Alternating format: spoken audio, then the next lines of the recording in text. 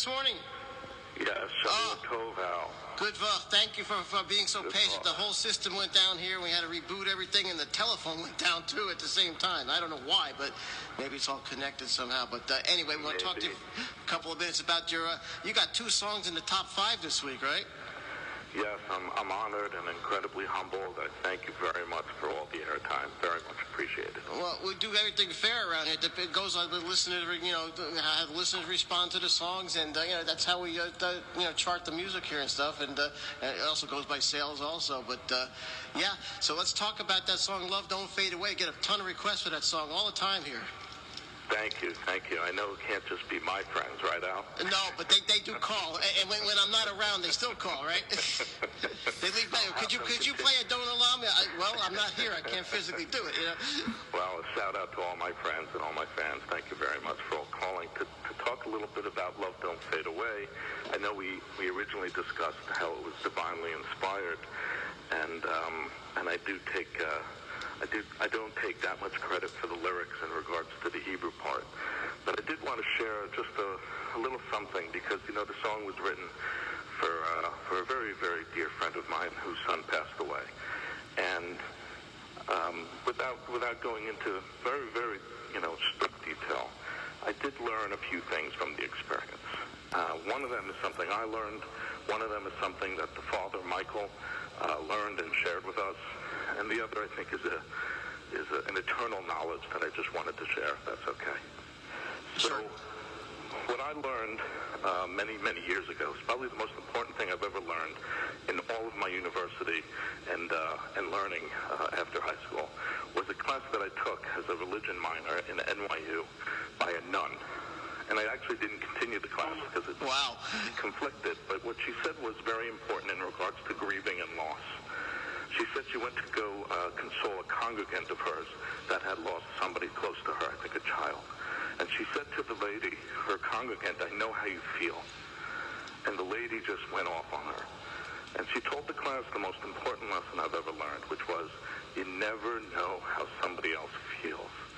What you can do is you can show support, you can show sympathy and care and love, and you can even tell them, "I don't know how you feel, but I'm still here for you." And I think in regards to losing somebody so close, if anybody out there is listening, that's the most important thing. You don't know how they feel. You're never going to know. But you can still show your love and your support. The second thing I learned was the father of Sammy Farkas, Michael, had shared with a group of us, as well as the children that were at the Shiva, that it's important to just love your children. Tell them you love them.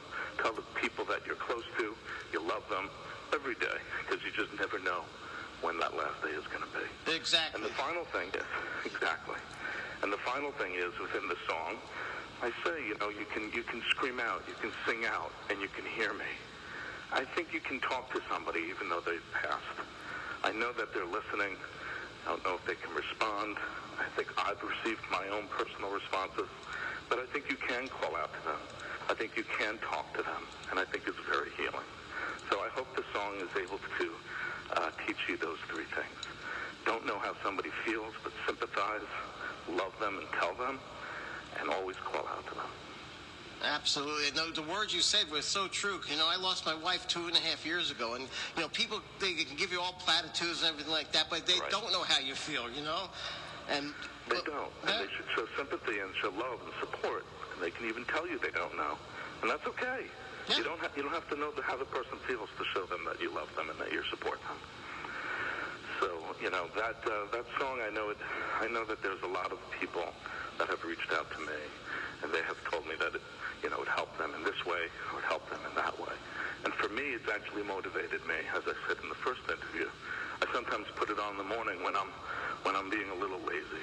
And because of how Sammy was, and the students at the high school, have created a motto of Sammy Strong, or do it like Sammy, or live like Sammy. Yeah.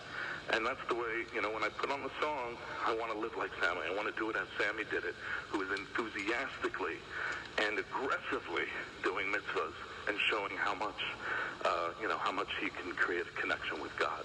And he did it by example. And I hope that the song will help people, motivate to do mitzvahs, to get up early, to do shacharis, and that's what it's done for me. Well, you know what? It's one of those kind of things. I heard the song the first time, and when Judy heard the first song, we sit and have a music meeting every week. We decide what we're going to play, what we're not going to play, and whatnot. And we heard this the first time we heard it. The song clicked right away. It doesn't sound like the average, techno type song that comes out today. And the song just hit me right away. I said, "This is going to be a hit, right?"